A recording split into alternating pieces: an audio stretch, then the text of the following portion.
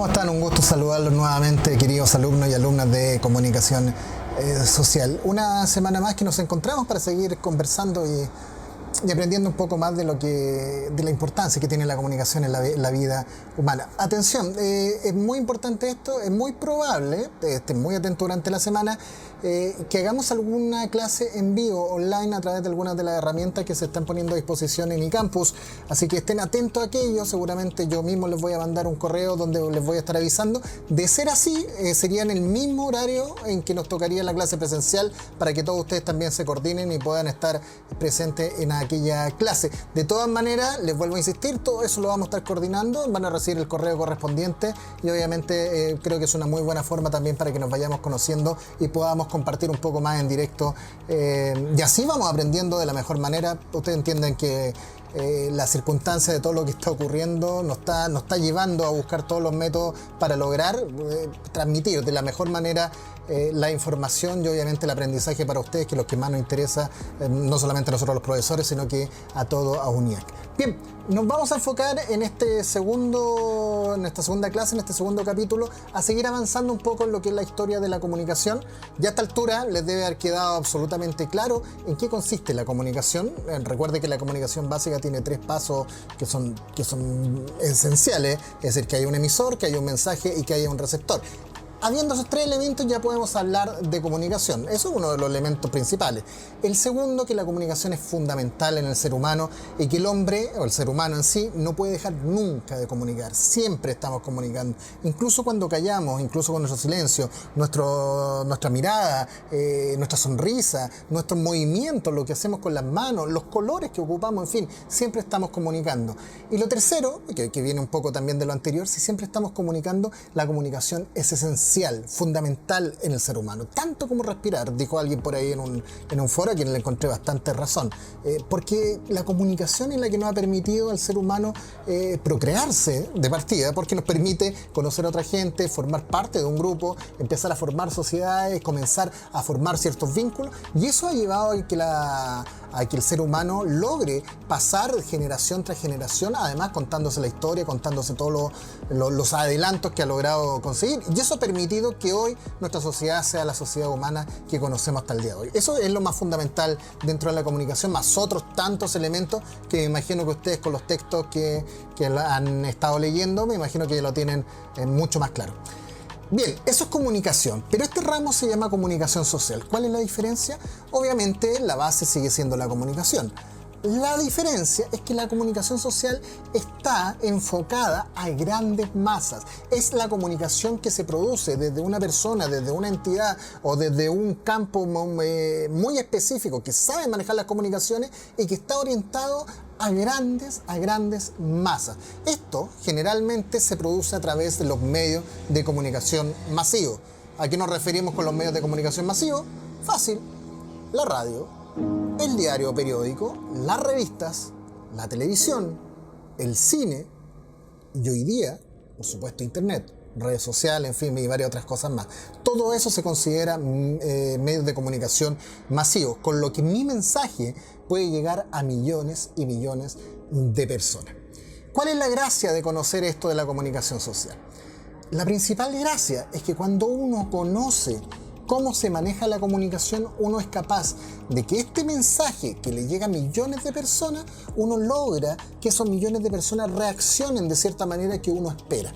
Es decir, existe un sistema en que yo doy una especie de comunicación que yo ya tengo claro lo que va a repercutir, y efectivamente dentro de esta generación, de esta masa, logro generar precisamente lo que yo quería que se generara. Y eso es lo que es peligroso por un lado y también impactante en otro, que es lo que vamos a ir viendo durante el curso. Es decir, estamos hablando de que existe un efecto. Si yo logro provocar, pero justo el elemento preciso, logro el efecto que yo pensaba que se iba a producir en esa masa. Y por tanto la puedo controlar, puedo hacer que esa masa haga lo que yo quiera, puedo hacer que esa masa piense lo que yo quiera, lo que es sumamente peligroso en algunos casos. Muy bien, eso es parte de lo que vamos a seguir viendo, en lo que vamos a ir avanzando en el capítulo. Hoy día nos vamos a centrar en dos cosas para conocer un poco cómo funciona esto de la historia de la comunicación social. Y como yo les decía, lo importante que es la comunicación, nos vamos a centrar primero en que lógicamente los estudiosos empezaron a entender, se dieron cuenta que el ser humano, si el ser humano no logra comunicarse, no puede avanzar, no puede hacer absolutamente nada. Si usted todavía no me cree en su casa, haga el siguiente ejercicio, es sencillamente fácil. Trate de pensar algo sin palabras, lo que sea. Trate de pensar lo que quiera, pero no ocupe palabras. No ocupe significado, trate de pensar algo. O si está con su familia, trate de comunicarle algo sin ningún lenguaje conocido. Trate de no ocupar ni el español ni el inglés. Trate de decirle algo. ¿Qué es lo primero que va a hacer? Lo más probable es que va a tratar de señas como lo hacían los prehistóricos. ¿Será suficiente? No lo es. ¿Qué viene después? ¿Qué hicieron los prehistóricos cuando se dieron cuenta que los gestos no eran suficientes? Empezaron a dibujar. Por eso usted ve en las cavernas que efectivamente hay varios grafitis, cosas que los prehistóricos quisieron dejar un poco de testimonio de historia. Pero tampoco fue suficiente, porque quedaban cortos a la idea de expresar no solamente emociones, situaciones y tantas otras cosas que el ser humano necesita comunicar. Es ahí donde empiezan a nacer las palabras. Es ahí donde empieza a tener significado. Pero usted se ha preguntado, y esto lo dije en el video anterior, ¿de dónde nacen las palabras? ¿Por qué le decimos gato al gato? Cuando lo más lógico es pensar que quizá al gato le diríamos miau. O por lo menos yo cuando chico veía un gato le decíamos miau. Es cosa de las guaguas cuando ven un gato, miau, oh, el guau, el miau. ¿Por qué de miau pasamos a gato? Y todos le decimos gato. ¿Qué significado tiene? ¿Por qué le decimos eso? Da lo mismo, pero todos sabemos que un gato es un gato. Y los asociamos con gato. De ahí es que es tan poderosa la palabra, de ahí es que es tan poderosa la comunicación. Pues bien, al entender los estudiosos que la comunicación es parte de la vida del ser humano, se dieron cuenta que teníamos que estudiarla. Teníamos que empezar a valorizar la comunicación y ver cómo funcionaba para poder dominarla, porque era una fuente de poder demasiado grande que el ser humano todavía no lograba entender en su totalidad. Y fue así como en el año 1975 aproximadamente, Umberto Eco, un estudioso italiano, un sabio italiano, y que además fue un novelista que escribió bastantes novelas que fueron muy famosas, ojo que murió hace muy poco, 2-3 años aproximadamente, empezó a subdividir las categorías de la comunicación en las que se pueden estudiar. Y él encontró que habían 18 campos de estudio, es decir, en 18 campos muy distintos entre sí, donde existía una comunicación absolutamente personal en cada uno de esos campos y que merecía un estudio absolutamente individual por cada uno de esos campos. A estos campos lo llamó el campo semiótico. El campo semiótico, ojo que aquí voy a ser sumamente claro, yo no les voy a pedir de que ustedes aprendan los 18 campos semióticos porque no tienen ningún sentido. Lo que sí me interesa es que ustedes sepan que en la comunicación humana, hasta el momento, hay 18 campos de estudio. Es decir, hay 18 áreas donde hay un tipo de comunicación que es distinto al otro. Que ustedes lo van a ver ahora en esta tabla que ahora les estoy presentando en pantalla, donde ustedes pueden ver los 18 tipos que descubrió o finalmente llegó a la conclusión que era lo que tenía el campo semiótico. Vamos viendo, ¿les parece cuáles son estos 18 campos del campo semiótico que nos plantea Umberto Eco, que lo escribió en La estructura ausente? Recuerden La introducción al semiótica, una obra de 1974. Vamos rápidamente, les insisto, no es necesario aprendérselos todos, pero para que vayamos entendiendo a qué me refiero con que hay campos semióticos, campos distintos de estudio. El uno es la zoosemiótica, que es el estudio que tiene que ver con todos los conceptos de los animales y la comunicación de los animales. Recuerden que los animales también se comunican. Y ojo que el hombre también tiene palabras que están exclusivamente destinadas al área o a la comunicación que tiene que ver con los temas de animales. Es cosa de ir a un zoológico y usted podrá ver que hay palabras que son, o comunicación que son exclusivamente que maneja gente que está metida en esa área. Vamos al segundo, señal olfativa, los olores. Tercero, las comunicaciones táctiles, el tocar, el braille, en fin, tantas otras cosas que hacemos con el tacto. El 4, los códigos del gusto, los sabores y las comidas. Quinta, la paralingüística, que son los tonos de voz y la risa. Si ustedes se fijan, la mayoría de las risas son distintas. Hay algunas que se podrá parecer a otras, tendrá alguna similitud, pero nuestras risas son bastante particulares. Lo mismo que los tonos de voz. Si usted escucha la voz de cada uno, también es una huella identificatoria personal. Aunque puede haber algún tono de voz que se parezca a uno que otra, pero encontrar dos iguales es prácticamente imposible. El 6 son los lenguajes tamborileos o silbados, es decir, los silbidos o los tambores. Recuerden, por ejemplo, los antiguos tocaban los tambores para la guerra, los militares también tocan los tambores de repente para avisar alguna situación. En fin, todos esos lenguajes, toda esa comunicación lo estudian en este campo semiótico. El 7 es cinésica y prosémica, que tiene que ver con los movimientos, los gestos, en fin. El 8, la semiótica médica, que tiene que ver con todo lo que tiene que ver con las palabras médicas que son tan puntuales como las enfermedades, que ellos tienen nombres puntuales, algunos remedios, en fin. El 9, los códigos musicales. Al que le gusta la música lo va a entender fácilmente. Un do, un re, un mi, en fin, que pareciera que son palabras absolutamente distintas, un lenguaje nuevo, un abecedario nuevo, ellos lo ocupan en códigos musicales. El 10, lenguajes formalizados, que son la ciencia. Todas las ciencias tienen sus propios lenguajes y tienen sus propias palabras que son propios de cada una de sus ciencias. El 11, las lenguas escritas en códigos secretos. Este es bien interesante porque hay algunos códigos secretos que la gente tiene que tratar de ver cómo lograr interpretarlos. Por ejemplo, en la Segunda Guerra Mundial, con el código Enigma, lo ocupaban los de la Segunda Guerra Mundial, los nazis, mientras los aliados tenían que tratar de descifrarlo. Bueno, ahí estaban pendientes lo que eran estas lenguas escritas en códigos secretos. El 12, las lenguas naturales, que son las lenguas maternas, es decir, algunas que ya han desaparecido, pero lo que nacieron de manera espontánea en algunas regiones y se fueron propagando a través del mundo. El 13, las comunicaciones visuales, es decir, cómo yo veo, cómo yo me comunico a través de imágenes, de colores, de luces, en fin. El 14, las estructuras de la narrativa, la gente que escribe, la historia, los cuentos, en fin. El 15, los códigos culturales. Esto tiene que ver con todas las cosas propias de cada cultura individual. Obviamente, si por ejemplo en Chile los códigos culturales son muy distintos a la gente del sur, del centro, del norte, es muy distinto también a los mapuches, en fin. Todos esos códigos culturales también se estudian como un campo semiótico dentro de la comunicación. Pasamos al 16, los códigos y mensajes estéticos, que tienen que ver con la belleza estética, principalmente la ropa, la vestimenta, las pinturas, en fin, por ahí va el número 16. El 17 son las comunicaciones de masa, que es el lenguaje que se ocupa y cómo se ocupa la comunicación cuando el mensaje va a grandes masas. El 18 es la retórica, que es la capacidad que tiene una persona de hablar frente a un público y de poder comunicar también frente a una audiencia. Esos son los 18 campos semióticos. Ustedes ya habrán visto que a nosotros nos va a preocupar uno en este curso, aunque hay varios elementos que a lo mejor podemos rescatar de otro. Pero a nosotros nos va a importar, y el que nos va a preocupar y el que vamos a estudiar dentro de este curso es el número 17. Comunicaciones de masa. Ahí está nuestro objetivo.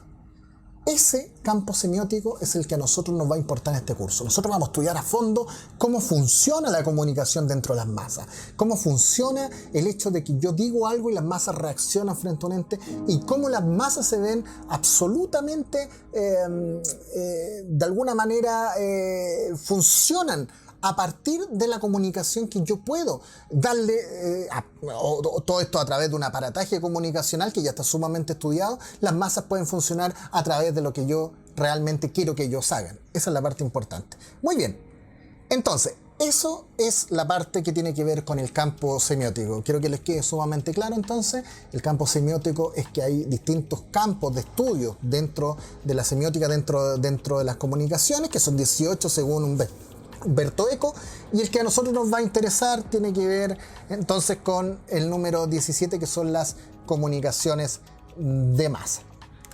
Excelente. Pasemos a lo siguiente. ¿Cómo comienza esto de la comunicación? ¿Por qué no empieza a interesar la comunicación? ¿En qué momento a alguien se le ocurre, hoy la comunicación es sumamente importante? Obviamente los medios de comunicación ya habían comenzado a existir. De hecho, Napoleón por ahí, por 1700 y algo, ya había puesto un periódico dándose cuenta que tenía un gran poder porque él podía colocar y poner noticias que le llegaban al batallón y llegaba a la gente y lo podía dejar con una reputación bastante alta. Por lo contrario, si la gente sabía noticias negativas de él, obviamente su imagen se veía perjudicada, por lo tanto él entendió rápidamente el concepto de que si tenía un medio de comunicación masivo podía influir en la gente y obviamente podía mejorar su reputación y su imagen. Y así fue como comenzaron a nacer ciertos medios de comunicación masivos. Sin embargo, cuando ya comienza a haber una idea de medios de comunicación masivos y una idea también de esto de la comunicación masiva de masa, es a comienzo del siglo pasado. Y cuando me refiero a comienzo del siglo pasado, estoy hablando de los años 1900 aproximadamente, cuando explota en Europa la Primera Guerra Mundial y luego obviamente la Segunda Guerra Mundial. Ese periodo entre que termina la Primera Guerra Mundial y la Segunda Guerra Mundial es fundamental. Que ese periodo se le llama el periodo de entreguerras. Y es fundamental porque en ese periodo es cuando comienza a verse en el mundo de manera real cómo la comunicación de masa realmente comienza a afectar a las masas de manera clara, y que uno lo podía ver con sus propios ojos, como las masas comenzaban a hacer cosas liderados por gente que a través de los medios de comunicación decían cosas y las masas le hacían caso y funcionaban de acuerdo a lo que ellos querían. Ese periodo de entreguerras, atención, y esto es importante, ese periodo de entreguerras se le conoce como el laboratorio comunicacional. El periodo cuando termina la Primera Guerra Mundial y cuando comienza la Segunda Guerra Mundial. Es decir, estamos hablando aproximadamente entre 1920 y 1938 aproximadamente. Ese periodo es el que se produce de mayor manera esto que se llama el laboratorio comunicacional. Pero para llegar al laboratorio comunicacional hay un antecedente previo. Y ese antecedente previo está en la psicología, fíjense. Porque hay dos tipos que ustedes me imagino que ya deben conocer de alguna manera, que son Freud y Le Bon. Ambos se dieron cuenta de alguna manera que las masas funcionan de una manera especial. Sobre todo nuestro amigo Freud. Freud empezó a estudiar y se dio cuenta que la gente cuando está en masas cambia su forma de ser, cambia su actitud, cambia su visión de la vida e incluso cambia sus reacciones. Él señaló que esta situación se produce por algo que él llamó la libido. ¿A qué se refiere con la libido nuestro amigo Freud? Él lo califica la libido como una cantidad de energía instintiva que unifica a la sociedad de masa al compartir determinadas tendencias y preferencias racionales e irracionales y que la congrega por medio de la sugestión traducida la mayor de las veces en la actitud de seguir a un jefe visible o líder y por extensión a los restantes individuos. Así, él piensa nuestro buen amigo Freud, en el caso de los movimientos de masa se sigue a un líder, a un símbolo, que puede ser la patria, por ejemplo, o bien a una ideología. Estos, según Freud, constituyen vínculos afectivos y libidinales que funcionan, por ende, más motivados por la emocionalidad y la irracionalidad que por argumentos o razones ideológicas, las que son manejadas por la élite dirigente y conectadas a la emocionalidad colectiva. Así, y este es un muy buen ejemplo, ocurre en los ejércitos, en las iglesias, en los partidos políticos, en las barras deportivas, por ejemplo, y en los espectáculos musicales masivos, donde se expresan instintos que, la verdad, son gregarios en una especie de hipnosis colectiva. ¿A qué se refiere con esto Freud? Usted, amigo mío, que me está viendo al otro lado de la pantalla, solo tiene que pensar en una pequeña cosa. Si ha ido alguna vez a un concierto de rock, seguramente al llegar ahí se ha convertido en otra persona. Es capaz de sacarse la polera, de tenerla por arriba, de abrazar gente que en su vida ha visto, de estar con personas sudadas y no le importa, y mejor todavía, y saltando, en fin.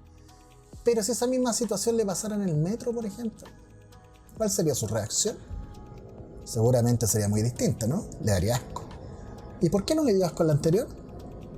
Bueno, eso es porque usted pasó a ser parte de la libido. Y no solamente parte del alivio, sino que pasó a ser parte de un grupo, pasó a ser parte de la masa y dejó de pensar, dejó de ser parte individual, sino que se unió a una idea gregaria, a una especie de hipnosis colectiva, que simplemente usted hacía lo que los demás hacían y eso le producía cierto placer. Y obviamente además que seguía un líder y seguía a alguien que usted lo veía como alguien mucho más grande que usted, que en este caso sería una banda rock. Así funciona el ser humano. Y uno cuando en la comunicación entiende que es tan sencillo como eso para que usted deje de hacer cosas racionales, ya lo puedo dominar en el 50% de las cosas. ¿Se fija cómo va funcionando la mente humana? Bien, sigamos avanzando. Porque Freud fue uno de los pioneros y de los que dijo, pero también estuvo Le Bon. Le Bon, que fue un físico, sociólogo también y psicólogo francés, publicó un libro que se llamaba La psicología de las masas, y expuso unas observaciones bien interesantes. Él formuló que efectivamente, y compartía con Freud, esto del inconsciente, del inconsciente colectivo. Pero él le agregó, quizás que una especie de alma colectiva en la que el individuo, al formar parte de esta, pierde su identidad en medio de un proceso de transformación que resulta clave para entender los efectos, los movimientos multitudinarios. Así, la masa se convierte en una fusión colectiva en la que los individuos se comportan como si estuviesen hipnotizados, llegando a rozar lo irracional, presentando comportamientos diferentes cuando forma parte de la masa que cuando está fuera de esta. De esta forma, aunque los individuos sean diferentes entre sí, en el aspecto consciente, actúan de forma muy parecida en la parte inconsciente.